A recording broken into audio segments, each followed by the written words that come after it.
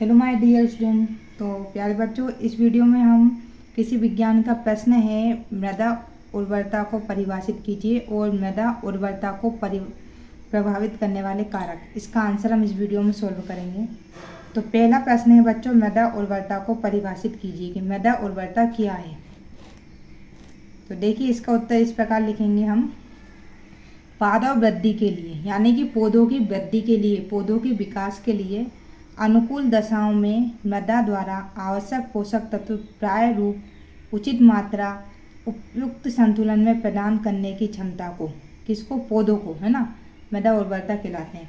मतलब मृदा के अंदर अनुकूल परिस्थितियों में पोषक तत्व प्रेजेंट हो, उसमें उचित मात्रा में हो जितने होने चाहिए, और संतुलित मात्रा में हो, जो क्षमता है उसको हम मृदा उर्वरता कहते हैं। अब अगला है बच्चों, मृदा उर्वरता को प्रभावित करने वाले कारक। तो बच्चों, मृदा उर्वरता को प्रभावित करने वाले कारक जो होते हैं वह दो तरह के होते हैं। एक होता है प्राकृतिक कारक और एक होता है कृत्रिम कारक।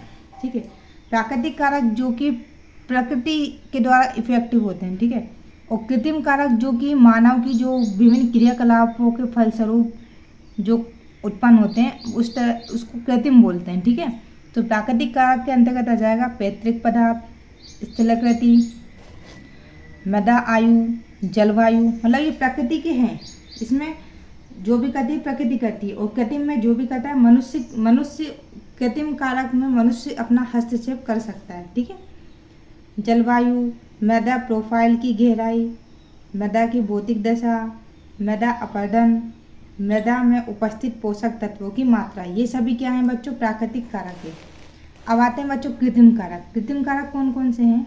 जलाक्रांति, फसल प्रणाली, मृदा पीएच, मृदा में कार्बनिक पदार्थ की मात्रा। ठीक है, ये पदार्थ है, ये प्र नहीं है, ये प है, पदार्थ की मात्रा, और मृदा जुताई की विधि व समय, ये कृत्रिम कारक के अंतर्गत आते हैं। ठीक है, तो पहले हम जो दिए गए हैं प्राकृतिक कारक इसका पढ़ेंगे। ठीक है, तो पहला पॉइंट है इसमें पैतृक पदार्थ। तो पैतृक पदार्थ को समझते हैं, पेरेंटल मटेरियल। ठीक है, पेरेंट मटेरियल। मृदा की उर्वरता पैतृक पदार्थ पर निर्भर करती है। यदि पैतृक पदार्थ में पौधों के पोषक तत्व अधिक हैं तो उनमें निर्मित मृदा प्रायः उपजाऊ होती है। ठीक है, सेकंड है बच्चों स्थलाकृति। स्थल यानी कि जमीन, आकृति यानी आकृति माने जमीन की आकृति कैसी है। ठीक है, जगह की आकृति कैसी है तो स्थलाकृति कहलाएगी। ढालू पहाड़ी क्षेत्रों की मृदाएं अपक्षालन एवं मृदा क्षरण के कारण, छतरी, ठीक है, अपक्षालन एवं मृदा क्षरण के कारण कम उपजाऊ होती है। ठीक है, उसमें क्या होता है, जो ढालू यानी जो ढाल वाले पहाड़ रहते हैं उसमें पानी वगैरह बहता है, तो इससे जो मृदा की जो ऊपरी परत रहती है ना बच्चों, वह बह जाती है, जिससे वहाँ की मिट्टी जो रहती है वो कम उपजाऊ होती है। ठीक है, निचले भागों की मृदा में, जो नीचे की भाग की मृदा है, ऊंचे स्थानों की मृदा के पोषक तत्व कार्बनिक पदार्थ पानी के साथ बहकर इकट्ठे हो जाते हैं, फिर वो मृदा बहकर नीचे वाले भागों में चली जाती है वो मिट्टी, इसलिए ये मृदाएं अधिक उपजाऊ होती है। और जो नीचे वाले इलाके में जब ये मिट्टी चली गई तो वहाँ की जो वो मिट्टी है वो अधिक उपजाऊ होती है। इस प्रकार पहाड़ी क्षेत्रों एवं अन्य ऊंचे नीचे स्थानों की मृदा उर्वरता मैदानी एवं समतल भूमि की अपेक्षा कम होती है। ठीक है, इसलिए जो पहाड़ी क्षेत्रों में जो मिट्टी पाई जाती है उसमें जो उपजाऊ शक्ति रहती है वह कम होती है। नेक्स्ट है बच्चों मृदा। अब मृदा के बारे में पढ़ेंगे, मृदा आयु। ठीक है, सोइल एज। मृदा आयु के साथ मृदा उर्वरता में कमी आ जाती है। जैसे कि अगर मृदा की जो आयु है, जो मृदा जितनी पुरानी होगी, मिट्टी जितनी पुरानी होगी, उतनी ही उसकी उर्वरता शक्ति में कमी आ जाती है। पुरानी मृदाओं में अधिक अपक्षय, लगातार फसलों के उगने, मृदा क्षरण एवं अपक्षालन के कारण उनकी उर्वरता नवनिर्मित मृदा की अपेक्षा कम होती है। जो नई मिट्टी का निर्माण होता है उनकी अपेक्षा जो पुरानी मिट्टी होती है वो उसमें उपजाऊ जो शक्ति रहती है वो कम होती है। ठीक है, इस तरह से आप इसका आंसर कर सकते हो। नेक्स्ट है बच्चों जलवायु, क्लाइमेट। अधिक वर्षा वाले क्षेत्रों में अपक्षालन क्रिया द्वारा, जहाँ पे पानी अधिक बरसता है वहाँ पे अपक्षालन क्रिया द्वारा अपक्षालन यानी बच्चों जो होता है मिट्टी टूट टूट कर बिखरना और फिर दूसरी जगह पे चले जाना, उसको एक तरह से अपक्षालन बोलते हैं। तो अधिक वर्षा वाले क्षेत्रों में अपक्षालन क्रिया द्वारा अधिकांश घुलनशील पोषक तत्व निचले संस्तरों में चले जाते हैं। मतलब फिर क्या होता है, जो मिट्टी के जो नीचे स्तर हैं, जमीन के आप लोगों ने आगे पढ़ा होगा, मृदा के बहुत सारे स्तर रहते हैं। तो जो अधिक पोषक तत्व, जो घुलनशील पोषक तत्व होते हैं, वो मृदा के निचले स्तरों में चले जाते हैं, संस्तरों में, जिससे मृदा की ऊपरी सतह उर्वरता कम हो जाती है। इसी प्रकार कम वर्षा वाले क्षेत्रों में भूमि के क्षारीय होने का भय रहता है। ठीक है, और जहाँ पे वर्षा कम होती है वहाँ पे भूमि क्षारीय हो जाती है, और जहाँ पे वर्षा अधिक होती है वहाँ पे क्या होता है, जो पोषक तत्व रहते हैं वो नीचे चले जाते हैं, जमीन के नीचे वाले स्तर में मृदा के। अधिक तेज व शुष्क वायु के कारण, और कहीं कहीं पे हवा ज़्यादा चलती है ना, जिसके कारण भी मृदा क्षरण होता है, जिससे मृदा की उपजाऊ क्षमता घट जाती है। इसका नेक्स्ट पॉइंट है बच्चों मृदा प्रोफाइल की गहराई, यानी कि मिट्टी की गहराई, एक तरह से आप बोल सकते हो। डेप्थ ऑफ सोइल प्रोफाइल, गहरी मृदा उथली मृदा की अपेक्षा अधिक उपजाऊ होती है। ठीक है, जो गहरी मृदा, नीचे की जो मिट्टी होती है वो अधिक उपजाऊ होती है। गहरी मृदा में पौधों की जड़ें अधिक गहराई तक जाकर अच्छी प्रकार से फैल जाती है और अधिक मात्रा में जल और पोषक अवशोषण कर सकती है।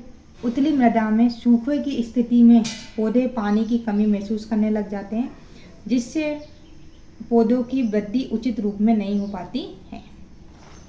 नेक्स्ट पॉइंट है बच्चों इसका मृदा की भौतिक दशा।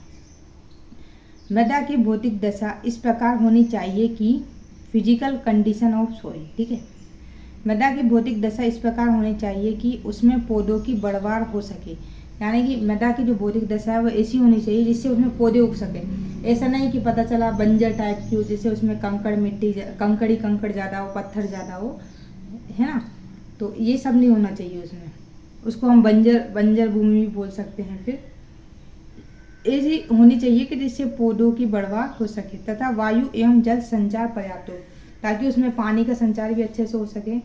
मृदा की भौतिक दशा अच्छी होने पर उसकी जल धारण क्षमता, जीवाणुओं की क्रियाशीलता, जीवांश पदार्थों की सड़न बढ़ जाती है एवं जड़ों का विकास अच्छा होता है।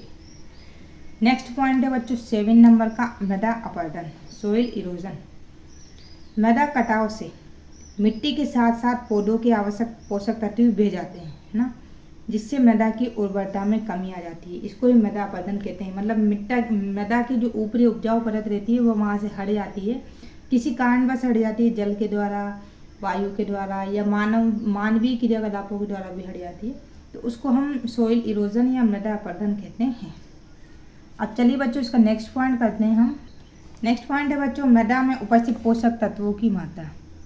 यह देखा गया है कि विभिन्न प्रकार की मृदा के अंतर्निहित पोषक तत्व की मात्रा अलग अलग होती है। आप लोगों ने देखा होगा जो अलग अलग मृदा है उनमें अलग अलग पोषक तत्व उपस्थित होंगे, ये तो नॉर्मल बात है।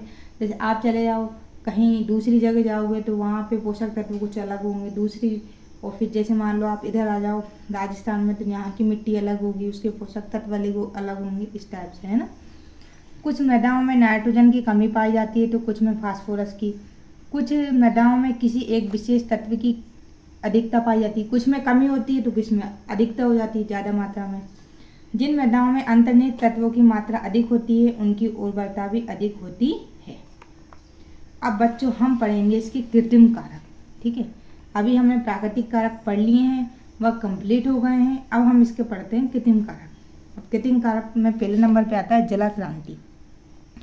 जब मृदा में फसल की आवश्यकता से अधिक जल का भराव होता है। ठीक है, जैसे कि मिट्टी है, मिट्टी में जितने हमको खेतों में फसल में पानी देना है उतना हमने दे दिया, लेकिन उससे आवश्यकता से ज़्यादा दे दिया। ठीक है, और इसके निकास की उचित प्रबंध ना हो, और उस जैसे मान लो खेतों में ज़्यादा पानी भरा गया और उसके निकलने का उचित प्रबंध नहीं होता है तो मृदा में वायु की कमी हो जाती है। फिर उससे क्या होता है, उसमें वायु की कमी हो जाती है, यानी पानी के कारण जो है वायु जो रहती है मिट्टी में नहीं जा पाती है। इस स्थिति में विनाइट्रीकरण को प्रोत्साहन मिलता है। परिणाम स्वरूप मृदा उर्वरता में कमी हो जाती है। अधिक पानी भरने से मृदा की भौतिक दशा भी खराब हो जाती है तथा आवश्यक पोषक तत्व अपक्षालन द्वारा जड़ क्षेत्र से नीचे चले जाते हैं। फिर क्या होता है, पानी के द्वारा हमने पढ़ा था कि पानी के द्वारा मृदा के स्तर से निचले स्तर में जो पोषक तत्व वो चले जाते हैं। तो जहाँ पे जड़ें पाई जाती है वहाँ से फिर पोषक तत्व पानी द्वारा बहकर और नीचे चले जाएंगे, है ना। नेक्स्ट पॉइंट है बच्चों फसल प्रणाली, क्रॉपिंग सिस्टम। यदि एक निश्चित भूभाग पर प्रति वर्ष एक ही फसल को उगाई जाती है तो यह फसल प्रतिवर्ष निश्चित तत्वों का शोषण करती रहती है। यदि हम एक ही ज़मीन पर एक ही एक फसल को उगाएंगे तो वो फसल क्या करती है, उस ज़मीन से उन जो तत्व रहते हैं उनको शोषण कर लेती है, सोख लेती है, जिसके फलस्वरूप इन तत्वों में मृदा की कमी हो जाती है व मृदा उर्वरता में भी कमी हो जाती है। सघन खेती करने से मृदा उर्वरता में शीघ्र गिरावट आ जाती है, सघन यानी जल्दी जल्दी, ठीक है। जबकि वैज्ञानिक ढंग से फसल चक्र के अनुसार फसलें उगाने से मृदा की उर्वरता बनी रहती है।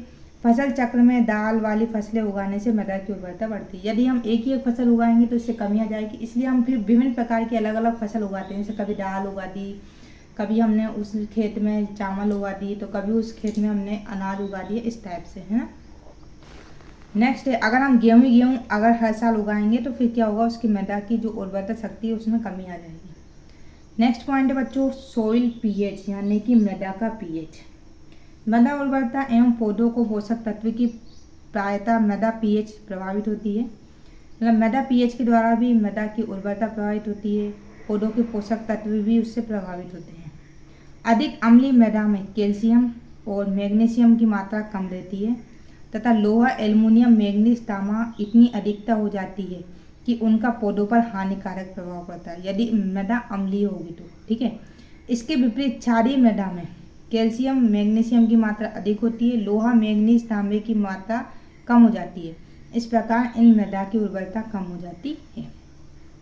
नेक्स्ट पॉइंट है बच्चों मृदा सूक्ष्म जीव, ठीक है। जो मृदा में मिट्टी में पाए जाने वाले जो सूक्ष्म जीव होते हैं जो कि हमारे बहुत मदद करते हैं फसल को उगाने में, तो उनके बारे में क्या बताया गया है, देखिए। मृदा में उपस्थित मुख्य सूक्ष्म जीव शैवाल, कवक, एक्टिनोमाइसीट्स तथा जीवाणु हैं। शैवाल में मृदा में वायु संचार को बढ़ाती है जिससे नाइट्रोजन का स्थिरीकरण होता है। कवक एवं एक्टिनोमाइसीट्स जटिल कार्बनिक पदार्थों का विच्छेदन कर ह्यूमस बनाने में सहायता करते हैं। इस प्रकार भूमि में सूक्ष्म जीव जितने अधिक क्रियाशील होंगे उतनी ही उस भूमि कैसी होगी, अधिक उपजाऊ होगी। नेक्स्ट पॉइंट है बच्चों मृदा में कार्बनिक पदार्थ की मात्रा। कार्बनिक पदार्थ के सड़ने पर मृदा के लिए आवश्यक पोषक तत्व प्रदान करते हैं। कार्बनिक पदार्थ आप बोल सकते हो बच्चों, ये जैसे कि पेड़ पौधों के टहनी, पत्ते वगैरह ये सब सड़ जाते हैं तो उससे क्या होता है, उसको पोषक तत्व मिल जाते हैं मिट्टी को। अतः जिन मृदाओं में कार्बनिक पदार्थ की मात्रा अधिक होती है उनकी उर्वरा शक्ति भी अधिक होती है। नेक्स्ट पॉइंट है बच्चों मृदा की विधि एवं समय। डालू खेती की जुताई, डाल के लंबवत करने से मृदा कटाव कम होता है और पोषक तत्व पानी के साथ बहकर खेत से बाहर नहीं जाते हैं। आवश्यकता से अधिक जुताई करना हानिकारक होता है। भूमि को उचित गहराई तक समय समय पर जोतने से उसकी उर्वरा शक्ति में वृद्धि होती है। इस तरह से बच्चों इस प्रश्न का आंसर नहीं होता है समाप्त। उम्मीद करती हूँ मैं आपको मेरी वीडियो पसंद आई होगी। वीडियो थोड़ी सी भी अच्छी लगे लाइक जरूर करना, चैनल पर नए हैं तो प्लीज़ चैनल को सब्सक्राइब करना नहीं भूलना। मिलते हैं बच्चों नेक्स्ट वीडियो में, तब तक के लिए धन्यवाद।